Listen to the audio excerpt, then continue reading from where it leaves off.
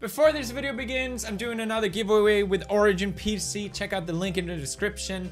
We're giving away the Origin Kronos, which I use for my TV setup. It's amazing. I got 4K resolution support. Just play games. It's smooth. It's beautiful. It's nice. And it can do this. Look, they even attached a meme. Look at this. Variable mounting technology patented. But can you do this? 10 out of 10 meme, of course. Check it out, link in the description. With select systems, you can get a 256GB SSD. Other great offers, check out originpc.com. Great people, great computers. And moving on with the video.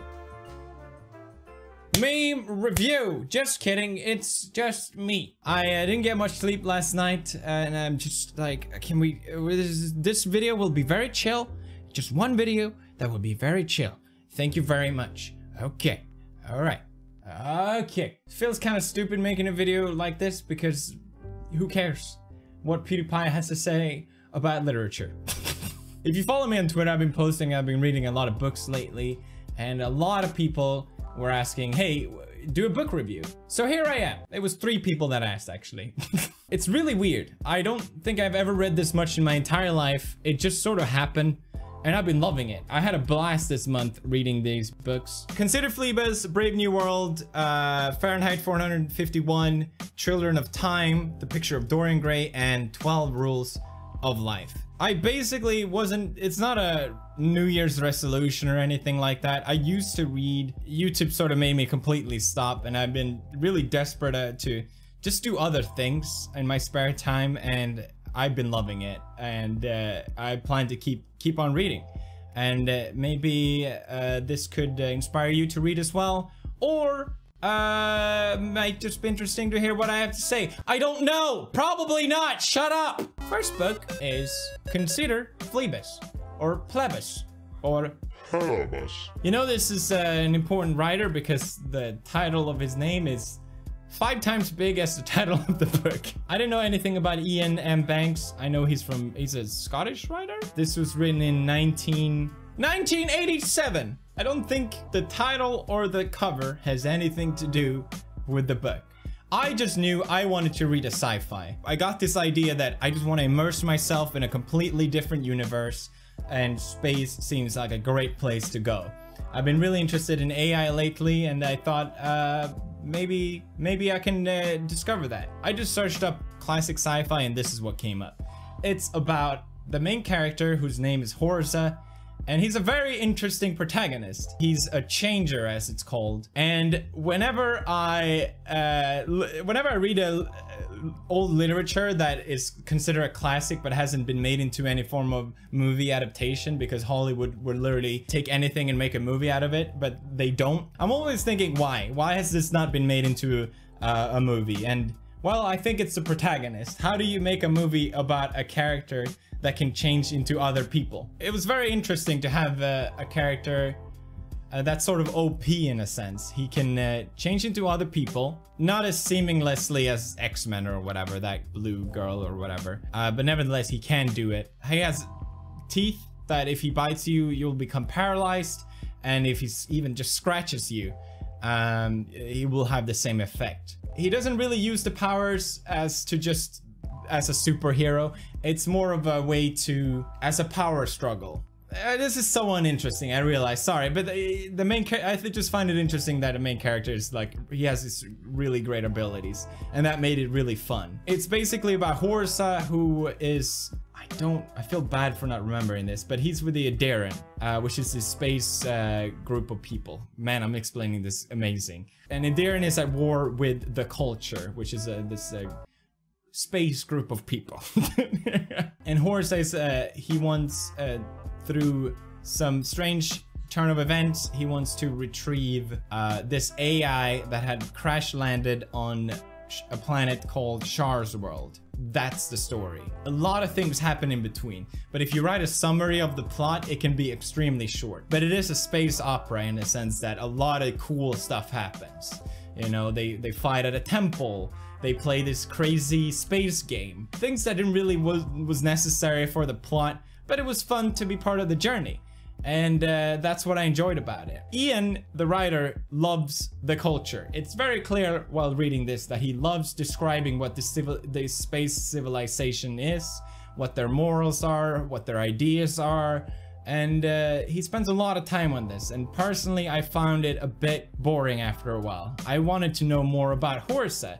Why is he part of the Adiran? Why does he want to retrieve the AI so badly? What is his motive as a character? What is that drives him through to want this so badly? We never really find the answer to that, which I find to be kind of annoying. But it wraps up nicely in the end, and it's overall just a fun space adventure. I think that's really all it is. So I would rate this 3 out of 5 stars. It was alright.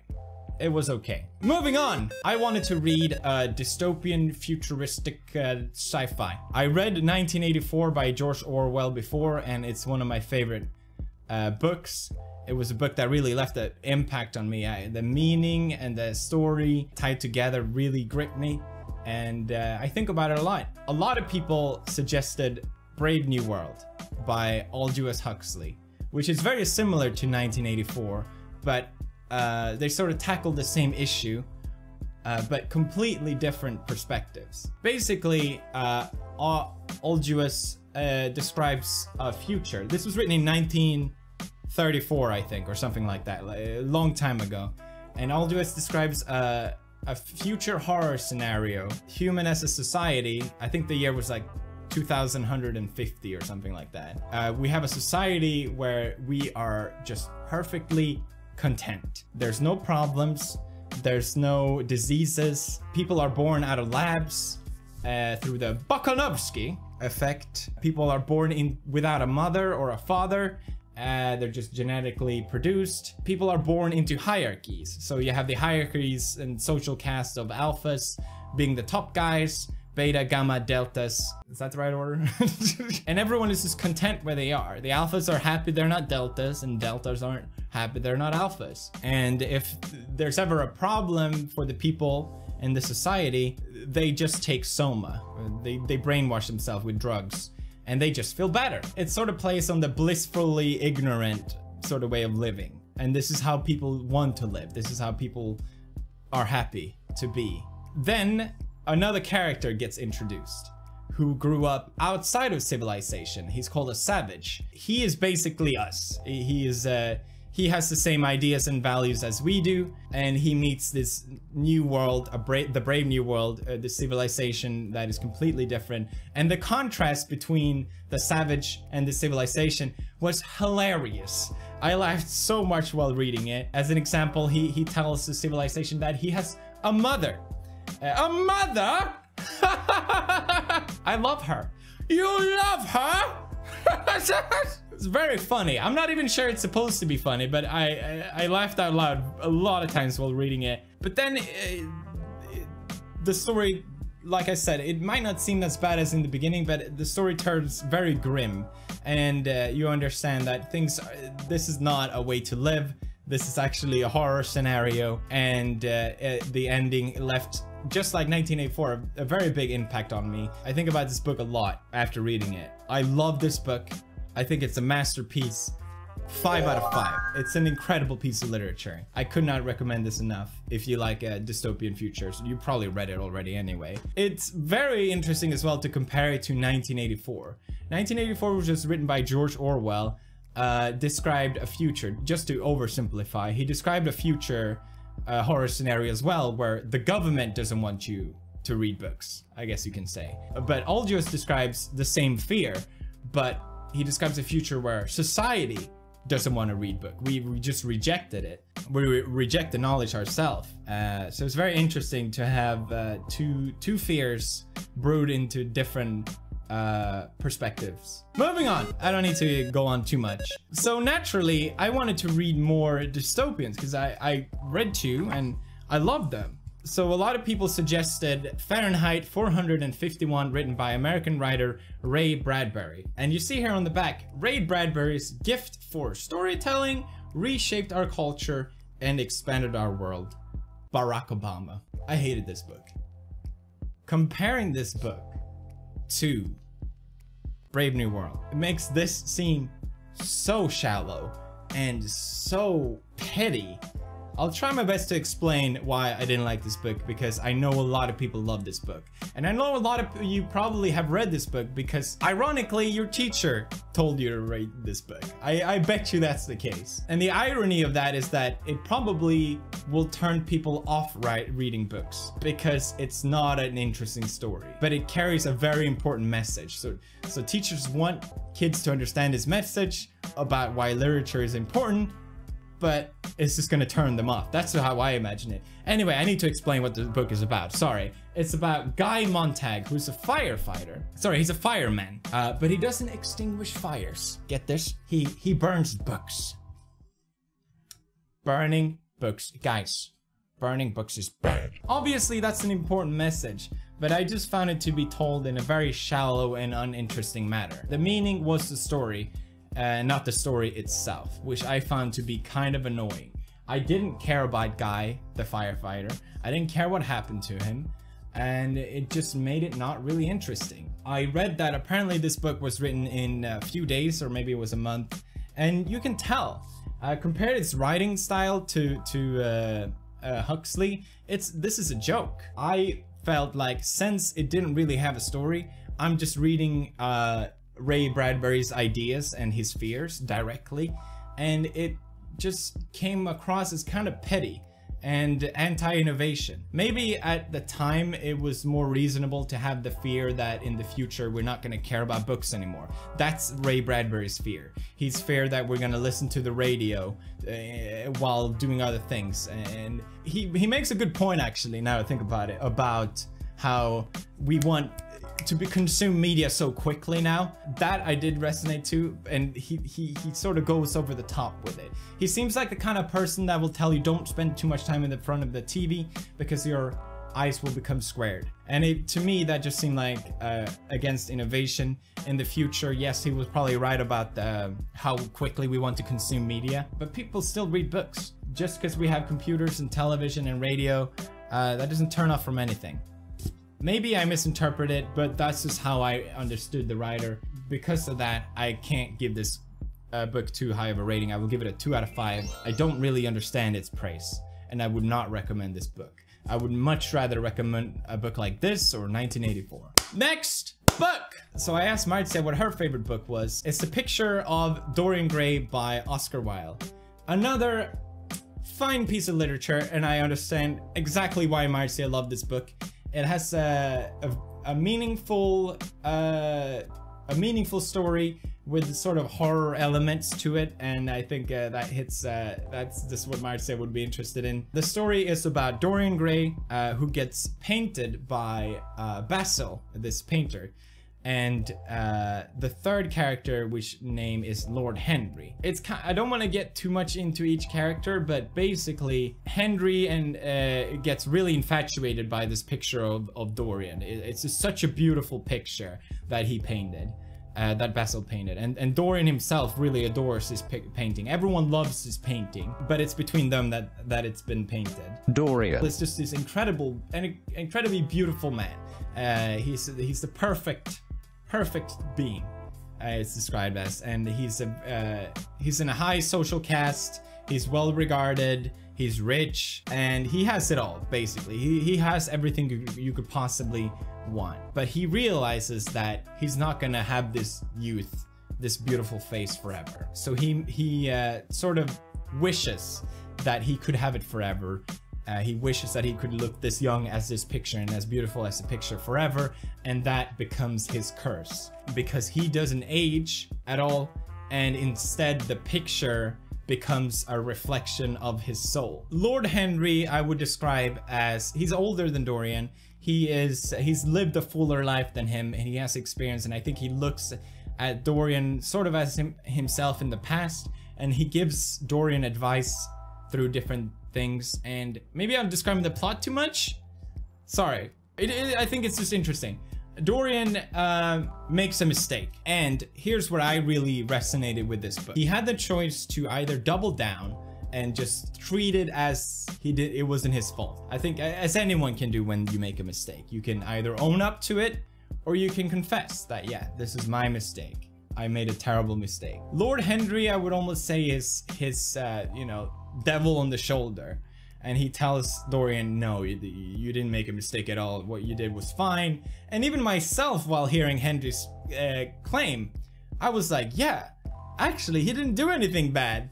Obviously, he did. But it made me resonate myself with like mistakes I made, especially on YouTube, where it's hard to confess to the world that you made a mistake. It may not seem like it.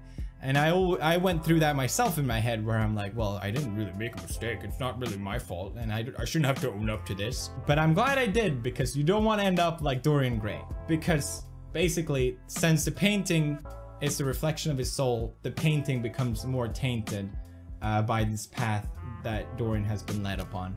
And it's a very interesting story about vanity, about how one mistake can lead your whole life astray, and it's extremely well written, and I really, really, really enjoyed this book. I thought it was fantastic, and I totally understand why it's Marta's favorite book. I would rate this 4 out of 5. Next up, I wanted to read sci-fi, so I read Children of Time by Adrian Tchaikovsky. This has been bought by Lionsgate, I think, the film studio, so it's probably going to be made into a film. How are they going to make this into a film? I don't know. Does anyone know? I think this was more what I was looking for when in the beginning, when I wanted to read sci-fi. I think this is what I wanted to read. This tackles some really interesting topics like AI, time, human evolution, speciesism, how we value other species. It was very interesting. To describe the plot without any spoilers, I think the best way I can say it, it's humanity's last hope is on this ship. And then there's also humanity's old empire, as it's called, sort of lingering in space. And then there's this planet where humanity wants to go to. But there's things on the planet. So there's a power play in between the planet, humanity's last hope, and the old empire. And you follow each of these perspectives, more or less. And it's just very interesting. It really made me look differently on how we value species, look at humanity in the future. But overall, it was just a fun space adventure. I really enjoyed it. I thought it was fun from the beginning to the end. I didn't really like the main character, I guess. I wasn't as gripped by it as I think a lot of other people probably would be. It has an incredibly unexpected character in it, without spoiling it, and I don't understand how they're gonna turn that into a film. Maybe I'm making it seem more interesting than it is, but if you want to go on a modern sci-fi space thing, this is why I'll never write a book. This is it. It's very good, very great. I almost said. I've been talking a lot. Are you still here? Great, because I've been trying to cut it short. I don't think I'll ever read this much in a month, because the last book I read, which I finished last night, which is probably why I'm so tired, is 12 Rules of Life, An Antidote to Chaos by Jordan B. Peterson. You may know about Jordan B. Peterson already. He's very popular on YouTube for being sort of a free thinker. He's sort of a controversial figurehead as well. And I think he's gotten a lot more flack than he deserves because of it, because he's very cut and dry with his ideas. Which is why he's been so embraced by the internet and disliked by media, which I can sort of relate to. Have you seen that interview he did with Channel 4? It's sort of gone viral. It became a meme almost, because the lady that tries to interview Jordan try and straw man argue against him. She keeps going, oh, so you're saying this? Right, you're just saying that's the way it is. You're saying women have some sort of duty. So if you want domination, want to dominate. But you're saying basically it doesn't matter if... Her goal was to make him look bad and trash Jordan's name in this interview. He completely shut her down, and he made her look really vicious and really spiteful. And it really made me want to read this book because of it, because I was like, wow, that's really impressive. And the Channel 4 News lady, if you read the damn book, you wouldn't have fallen into that trap. He even discusses straw man arguing and why that's wrong in the book. Ha, gotcha. Anyway, about the book itself, 12 Rules of Life. I didn't read the title. It's a self-help book. I don't think I ever would have read a self-help book. It gave me a lot of new perspectives that I never thought I would even have. It was very interesting, even reading about advice that doesn't resonate with me at all, but just to understand other people. Jordan goes very deep in philosophical thinking and psychological thinking, and he makes these very simple claims, right? Tell the truth, for example, rule 8, or at least don't lie. We know that. We know not to lie, and we know the moral implications of that, but he goes so in depth in a philosophical and like I said, a psychological way, and how that by telling lies it really twists your worldview. I really resonated with it. That was the only rule where I was like, I don't ever want to lie. He really makes a great point here. So I thought that was really interesting. There was a lot of rules I didn't need to read at all, about raising kids, or like how to deal with cope with the failing marriage and that sort of stuff. But you can tell Jordan's goal for this is to help people. You can really appreciate that, at least. I think he unfortunately does it in a way that he goes on a little too long sometimes. Sometimes I find it a bit beating the point to death. And some of the analogies that he made seemed strange at times. They didn't really seem like they fit. He draws comparisons and analogies from Disney movies to old biblical stories. And there's a lot of religious analogies in this book. A lot of religious analogies. And I didn't realize until the very last chapter. I was like, he's religious. I thought he grew up in a Christian household or something like that. And the reason that he drew a lot of religious analogies was because to prove the point that we always knew about this, or maybe this is something that we've known for thousands of years through this biblical text. Whenever I look at self-help, I can't help but feel a bit critical. Like, what is this, some sort of cult book or something like that? And finding out that he was religious in the end, it sort of changed my perspective on the book. I know that's kind of stupid maybe, but even Jordan himself brings it up that the past can be changed from the future, and finding out that he's religious. It's not that big of a deal, but I feel like it's probably unfair for me to say, but anytime self-help, I'm like, this is just some sort of cult following bullshit. It's not at all, but it made me look more critically at the rules, which I think you should do anytime you get advice about how to live your life. So I think that was fine. It didn't ruin anything for me. But surprisingly, like I said, I really enjoyed this book. It was very fun to read. I will definitely take some lessons from this book. Absolutely. And it also made me understand other people around me better. That was the book I read in January. I want to keep reading.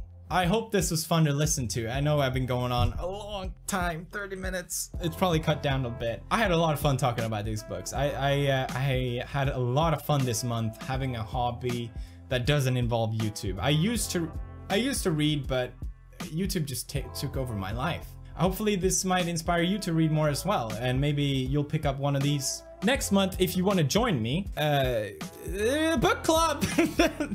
I know already which books I'm gonna read next month. Not all of them, but I know I want to read Beyond Good and Evil from Friedrich Nietzsche.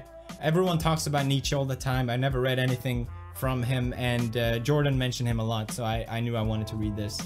I want to read Life 3.0 by Max Tegmark, which is he describes AI and how it may or may not affect us in the future. He's a Swedish genius. I don't know if he's a genius, but the people compare him to the Swedish Elon Musk, and Elon Musk even praises the book. My parents recommended this as well, so I started already a little bit, and it's very interesting. And I want to read what you guys suggest me. Let me know in the comments if there's anything that you think I might be interested in. Leave a like if you enjoyed. I really hope you did. If anything, this is just one video compared to a lot of other where I go and act like a Dorian. So that's it. Goodbye. Bye now, squad fam. Is my Dorian hair up like this whole time?